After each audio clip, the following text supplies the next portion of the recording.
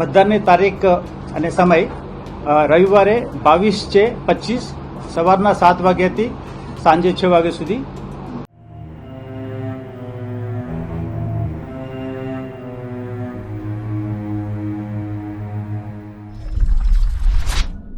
અને અંતે ફરી એકવાર ગુજરાતમાં ચૂંટણીનો માહોલ જામી ગયો છે। પેટા ચૂંટણી તો આવવાની જ છે, પણ સાથે સાથે 8,327 ગ્રામ પંચાયતની ચૂંટણીની તારીખો આજે જાહેર થઈ ગઈ છે।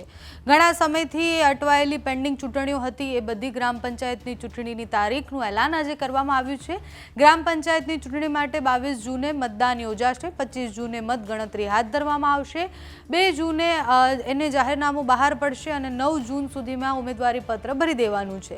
10 જૂને ફોર્મની ચકાસણી થશે। 11 જૂન સુધીમાં ઉમેદવારો જે પોતાનું જે ઉમેદવારી પત્ર છે પાછું ખેંચવું હોય તો એ 11 જૂન સુધી કરી શકે છે। ગ્રામ પંચાયતની ચૂંટણીમાં કુલ 1.30 કરોડ મતદારો જે છે એ મત અધિકારનો ઉપયોગ કરી શકશે।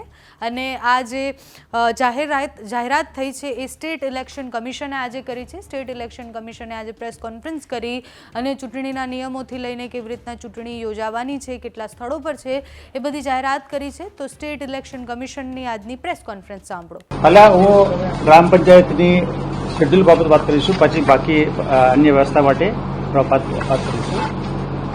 આજે અમે જે જાહેરાત કરી રહ્યા છે 8,326 જેટલા કુલ ગ્રામ પંચાયતની સામાન્ય ચૂંટણી અને પેટા ચૂંટણી બંને ભેગા થઈને અમે કરી રહ્યા છે। એના બાબતમાં આજે અમે એનાઉન્સ કરી રહ્યા છીએ જે જાહેરનામા 2 જૂન એટલે સોમવારે 2 જૂન 2025 ઉમેદવારી પત્ર ભરવાની છેલ્લી તારીખ સોમવારે 9/6/2025 ઉમેદવારોની પત્રોની ચકાસણી તારીખ મંગળવારે 10/6/25 અને ઉમેદવારી પરત ખેંચવાની છેલ્લી તારીખ બુધવાર 11/6/25 મતદાનની તારીખ અને સમય રવિવારે 22/6/25 સવારના 7 વાગ્યાથી સાંજે 6 વાગ્યા સુધી। પુનઃ મતદાન જરૂર હોય તો મંગળવારે એટલે 24/6/25 મતગણતરી તારીખ બુધવારે 25/6/25 અને ચૂંટણી પ્રક્રિયા પૂરું થશે 27/6/25। અને બાબતમાં આજે 8,300 જેટલા ગ્રામ પંચાયતની ચૂંટણી બાબતમાં અમે 2 તારીખે મતદાર યાદીની ડ્રાફ્ટ પ્રસિદ્ધિ કરવામાં આવેલ હતી। એની આખરી પ્રસિદ્ધિ ગઈકાલે કરવામાં આવેલ છે। એટલે ત્યાર પછી અમે જનરલી પ્રથા એવું છે મતદાર યાદીનું ફ્રીઝ કર્યા પછી ઇલેક્શન માટે અમે શેડ્યુલ નક્કી કરીને જાહેરાત કરવામાં આવે છે। એમાં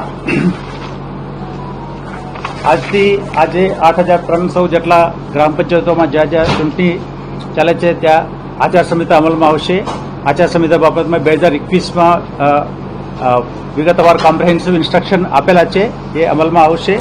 અને પછી ગ્રામ પંચાયત ઇલેક્શનમાં જે નોટિફિકેશન વગેરે કામગીરી પહેલેથી અહીંયાથી ડેલિગેટ કરવામાં આવેલ છે પ્રાંત અધિકારીનો, જે જિલ્લામાં જે વિવિધ પ્રાંતોમાં જે કામ કરતા પ્રાંત અધિકારી જે એસડીએમ કહેવાય એનું અમે ડેલિગેટ કરવામાં આવેલ છે। નોટિફિકેશન પ્રાંત અધિકારી તરફથી કરવામાં આવશે।